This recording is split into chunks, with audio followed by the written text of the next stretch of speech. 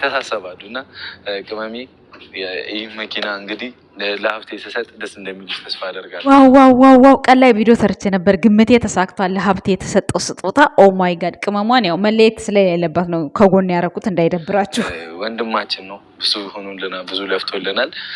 እንኳን ደስ አለ ታሙ አለማየሁ፣ እንኳን ደስ አለ የወንድምየው መከታ፣ የጨረቃ ፋሚሊ መከታ፣ እንኳን ደስ አለክ እፈልጋለሁ።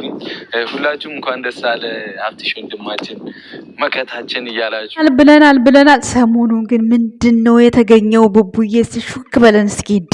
ምንድን ነው ነገሩ? ይመችህ። መለስ አንፈቅድም።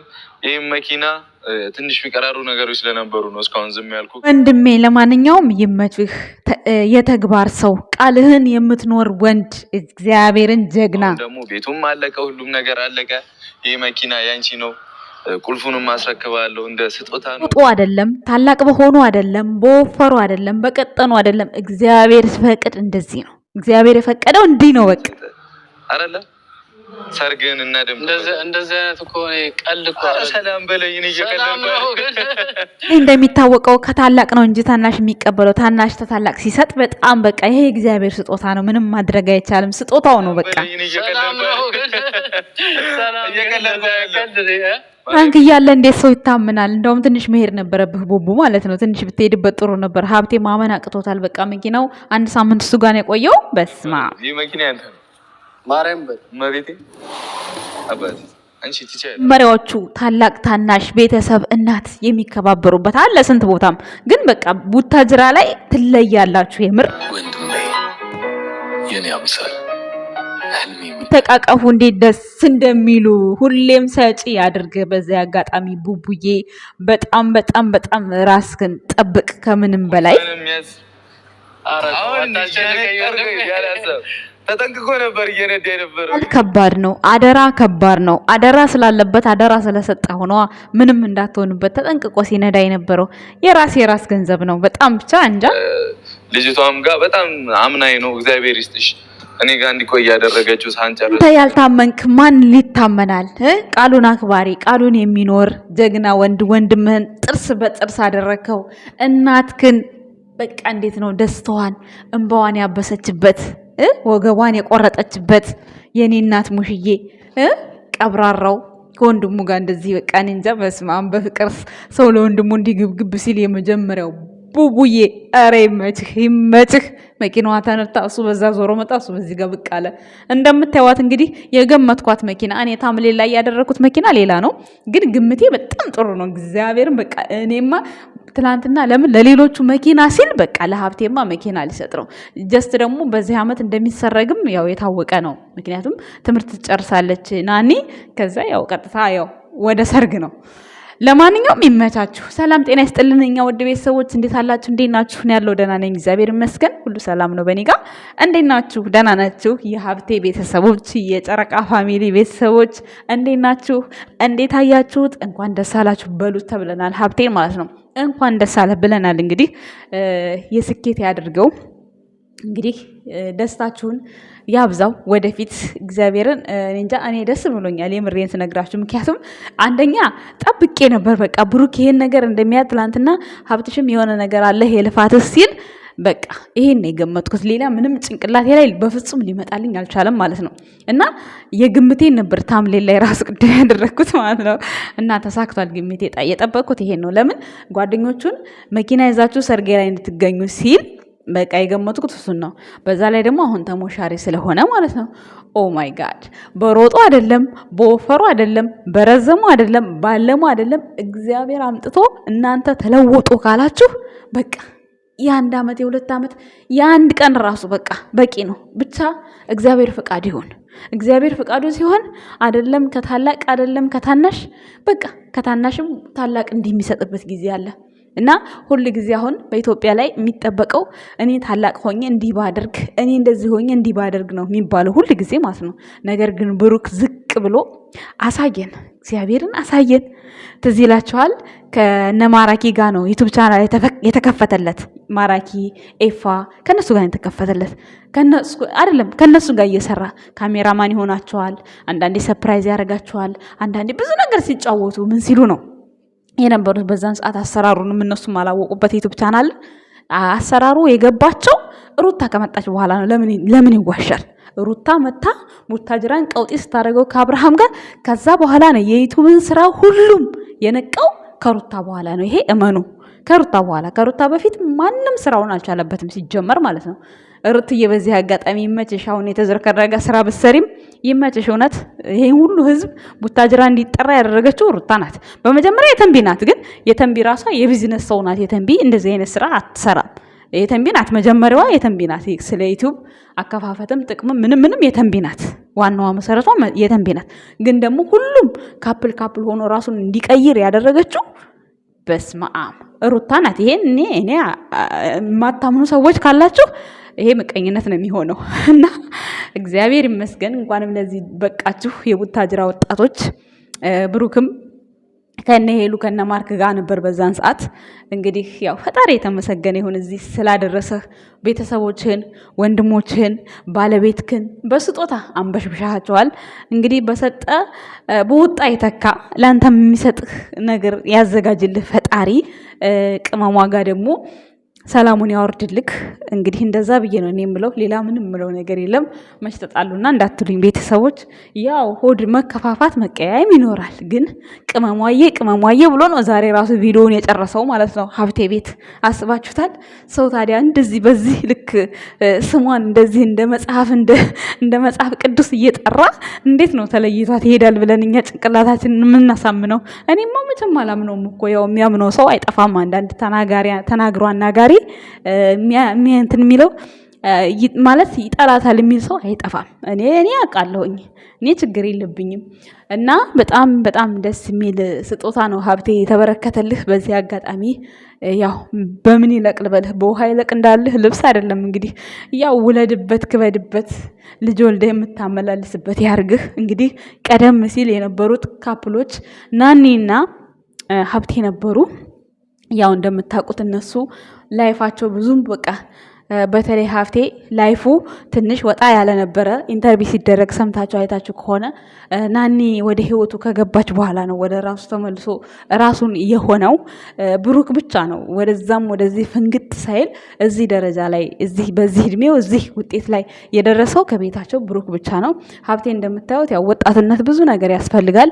ትንሽ ወጣ ያለ ባህሪ ነበረው። ኢንተርቪው ተደርጓል። እኔ ስሙን እያጠፋው አይደለም፣ እዚህ ጋር ኢንተርቪው ተደርጓል እና በዛ መካከል ናኒ ናት መታ ሁሉ ነገር ያስተካከለችው። እና ፈጣሪ ባርክሽ። አንቺም እንግዲህ ባለሽበት መልካም ውጤት አምጥተሽ ተመርቀሽ ጥሩ ህይወት እንዲኖራችሁ መልካም ምኞታችን ነው። ከዚህ በላይ ወልዳችሁ ከብዳችሁ ተደስታችሁ እንድናያቸው ያድርገን። ሀይሚዬ ደግሞ ያው ወደ ብሩክ ህይወት ስትመጣ እኩል ነው ተያይዘው የተቀየሩት። ብሩክም ተቀይሯል፣ ሀይሚም ተቀይራለች። ምንም ጥርጥር የለውም። ሁለቱም ባዷቸውን ሆነው ነው የተገናኙት። ምንም ጥርጥር የለውም። ሁለቱም ህፃን ሆነው የተገናኙት ምንም ጥርጥር የለውም። የሚታይ ነገር ነው። ዋናው ግን ስኬት ላይ ደርሶ ስኬትን እንደዚህ ከምትወዱት ከቤተሰቦቻችሁ ጎን ቆማችሁ የጎደለን ነገር እናንተ ስትሞሉ አቤት ደስታው! እርካታ እኮ ነው። እግዚአብሔርን እንደዚህ በቃ ደስ እኔ እንጃ እኔ ደስ ነው የሚለኝ እንደዚህ አይነት ነገር። ማርያምን እናንተ ኖሯችሁ ስትሰጡ የሌለውን ነገር ስታበረክቱ በጣም ነው ደስ የሚለው። እግዚአብሔርን ነው የምላችሁና ለዚህ ሁሉ ክብሩን ይውሰድ መድኃኔዓለም። የምሬን ስነግራችሁ፣ ምክንያቱም በአጭር ጊዜ ውስጥ እንደዚህ ስኬታማ ሆኖ መታየት ማለት በጣም ቀላል ነገር እንዳይመስላችሁ፣ ከአንድ ወጣት ማለት ነው።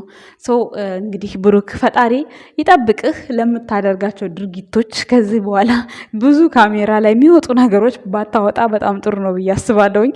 ምክንያቱም ሰው ብዙ ነገር ጭንቅላቱ ጥያቄ እየፈጠረበት ነው። ብዙ ነገር ማለት ነው። የማይሉት ጉድ የለም። ግን ይሄን ነገር እኛ አናቅም እኮ ምንም ይሁን ምን። ይሄ ልጅ እንግዲህ ሲሰራ ሲሰደብ ሲረገጥ ኖሯል ከሀይሚ ጋር ማለት ነው። ሀይሚም እንደዛው። እንግዲህ ደግሞ እሷም በአንድ አዲስ ስራ ታደርገናለች ብለን ተስፋ እናደርጋለን። ከዚህ በፊት ሱፐር ማርኬት ተብሎ ነበር። እንግዲህ ያንን ደግሞ እንግዲህ የምናየው ይሆናል በሰፊው። ያው እቅድ ላይ ሆኖ ይመስለኛል እንጂ እሱ ነገርም እኮ ሳይሳካ አይቀርም። አዲስ አበባ እሱ ነገር ሳይሳካ አይቀርም። ግን እቅድ ላይ ስለሆነ ምናምን መሰለኝ። ያው ካሜራ ላይ ቢወጣም እኮ ትርፉ አሁን በቃ ጭቅጭቅ ነው። ገባችሁ? አሁን እቺ መኪና 1 ሳምንት ሆኗታል ሀብቴ ከያዛት። ግን ይግዛ ያወቀ ሰው የለም። ስለዚህ እኛ ቤተሰቦቻችንን የልፋታቸውን አሁን ለምሳሌ አይሰሩም ይሰራሉ እያልን ስንተቻቸው ያኔ ትንሽ የተለወጡበትን ነገር ሰው ራሱ ይማርበታል ከነሱ ማለት እነሱ የሰሩትን ስራ ሰርቶ መለወጥ እንደሚችል ቤተሰብ መምራት እንደሚቻል ያ አቅም ይሆናል፣ ምሳሌ ይሆናል። ገባችኋ? ግን ብዙ ሰው ደግሞ ወደ ሚዲያ ላይ አቅማቸውን እንዳያወጡ ብሩክና ሃይሚን በተለይ ፍን አድርጎ ሊይዟቸው የሚሞክር ሊጥሏቸው የሚሞክር በሚሰሩት ስራ በቃ የሆነ ሞራል እንዳይኖራቸው የሚያደርጓቸው በጣም ብዙ ነገሮች አሉ፣ ከንግግር ሳይቀር እስከ ስድብ ድረስ። ግን ለዛ ነገር አሁን ላይ ብሩኬም ቦታ የለውም፣ ሃይሚዬም ቦታ የላትም። ለውጤት ብቻ ለውጤት መቸኮል፣ ሁሉን ነገር ደግሞ ከሩታና ካብርሽ መማር ይቻላል። ምክንያቱም እነሱ በሰዓቱ ብዙ መከራ አሳልፈው ነው ዛሬ ላይ እዚህ ደረጃ የደረሱት።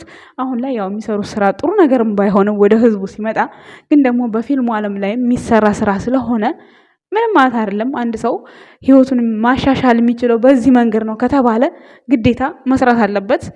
ምንም ማድረግ አይቻልም። እንግዲህ እነሱ ወደው ፈቅደው እስካደረጉት ድረስ መከታተል ነው። ሌላ ምንም አዲስ ነገር የለውም። ጀስት እነ ቡቡና ሃይሚ ጋር ስንመጣ ግን እስከዛሬ በሳቅ በጨዋታ በቀልድ በግጥማቸው በፍቅራቸው ነው የምናውቃቸው። አሁን ደግሞ ወጣ ያለ ነገር አምጥተዋል። እሱ እስኪፈጸምልን ድረስ በትዕግስት ሆነን መጠበቅ ነው። ብሩኬ ሄዳለሁ እመጣለሁ ሲላችሁ እናንተ ምንም መጥፎ ነገር ምን አስነገራችሁ? ሄደ ለራሱ ነው፣ ቀረ ለራሱ ነው። ምንም ለእናንተ የሚጨምረው የሚቀንሰው የለም። ስለዚህ ሃይማኖት ታደሰም ደግሞ ምንም አትሆንም፣ ምን ትሆናለች? ስለዚህ እሱም ደግሞ የትም ጥሏት አይሄድም። ይሄው በቪዲዮ ላይ እንኳን እንደ መጽሐፍ ቅዱስ 10 ነው የሚያነሳት። ስለዚህ እንዴት ነው ይችን አበባ የመሰለች ልጅ ይሄን ያህል አመት ሲንከባከብ ቆይቶ አሁን በዚህ ሰዓት ይሄ ሁሉ ለቤተሰብ ስጦታ ሰጠው ብሎ እንዴት ነው ጥሏት ወደ ሀገር የሚሄደው? ሃይሚ እኮ ይሄ የመጀመሪያው አይደለም። ለሱ አስከፋችኝ፣ አስከፍታኛለች፣ ይቅርታ አልቀበላለች ምናምን ይሄ መጀመሪያው አይደለም፣ የቆየ ነው። ስንት ጊዜ ተደጋግሟል። አሁን እሄዳለሁ ካልክ ማለት ነው ዳይመንድ ወስደሃል ማለት ነው፣ ቡቡ ማለት ነው። ስለዚህ አልሰማህም። ሃይሚን ጥለህ ብትሄድ እኔ አልሰማህም፣ የምሬን ስለግርግ ማለት ነው። እንደዛ ከሆነ የሃይሚን ዳይመንድ ወስደሃል ማለት ነው እንጂ ካልበለዛማ እንዴት ነው አንድ ወንድ ልጅ በቃ አበባ የመሰለች ሴት ልጅ በክብር ይዞ የሰርጓን ቀን የሚጠብቅ ወንድ እንዴት ብሎ ነው ትቼ ሄዳለሁ አልሄድም እያለ እንደዚህ ሰጣ ገባ ውስጥ የሚገባው ሰው? እኔ እንጃ፣ እኔ ይሄን አልጠብቅም። ምክንያቱም በቃ ብሩክ አሁን ከሃይሚ ጋር ያችን የሰርጓን ቀን የሚጠብቅ ነው የሚመስለኝ ከዚህ በኋላ። ምክንያቱም እስካሁን ድረስ ለቤተሰቦቹን ደስታ ማመንጨት ይፈልግ ነበረ። በቃ አስደስታለሁ ብሎ ቃል የገባውን ነገር አድርጓል። እንዳያችሁት መለኛው የራሱ የሆነ ኑሮ ይዟል፣ የራሱ የሆነ ራሱን ችሏል ብሏል። እንግዲህ ሀብቴ ነበረ፣ ሀብቴ አንድ እርምጃ ተራምዷል። ቤትን የሚያክል ነገር ካላችሁ ደግሞ ምንም አያስፈልጋችሁም ሌላ ነገር። አዲስ አበባ ውስጥ ዋናን ቤት ነው። አዲስ አበባም ሆነ የትም ቦታ ቢሆን ብቻ ቤት ነው ወሳኙ ነገር። ሌላ እንደዚህ ለሌላ ነገር ተሯሩጣችሁም ቢሆን ራሳችሁን ማስተዳደር አይከብዳችሁም፣ አያቅታችሁም። ዋናው ነገር ግን ቤት ኪራይ በጣም በቃ በጣም አልፊ ነው። ግን ማለት ነው ብሩክና ሃይሚ የት ነው የሚኖሩት ነው የኔ ጥያቄ። እኔ እንጃ፣ ወይ ውጭ ሀገር ተያይዘው ሊሄዱ ይሆናል። እንግዲህ አናቅም እኮ እንግዲህ ብሩክ ይሄን ያረጋል ብለን ያልጠበቅነው ነው እያደረገ ያለው። ስለዚህ ውጭ ሀገር ሄዶ የራሱ ስራ ኖሮት እንደሚሰራት ምን ታውቃላችሁ? የእግዚአብሔር ነገር እናንተ አሁን እዚህ ጋር የምታሽቃብጡት ውጭ ሀገር የምትሄድ በረዶ ነው የምታፍሰው የምትጠርገው ምናምን ትሉታላችሁ። እሱ ግን እግዚአብሔር ያዘጋጀለትን አናቅም። እውነት ይሄ እግዚአብሔር ስራ ነው። ይሄንን ሁሉ አሁን ያደርጋል ብላችሁ ጠብቃችሁ ነበር? እኔ አልጠበቅኩም። እኔ እንደ ራሴ አልጠበቅኩም። ስለዚህ እግዚአብሔር ነው የሚያውቀው ሁሉም ነገር። እስካሁን ድረስ ቅመሟ ትምጣ አላየዋትም። እንግዲህ ያው ኮንግራ እያላችሁ ሀብቴን በዚህ መልኩ ደስታችሁን ግለጹ፣ እንዲሁም የቡቡን ጥንካሬ እንድትገልጹ መልካም ምኞቴ ነው። እኔ በበኩሌ በጣም ነው ደስ ያለኝ፣ በጣም ከምነግራችሁ በላይ እናመሰግናለን። የኛ ውድ ቤተሰቦችም አመሰግናለሁ። ባይ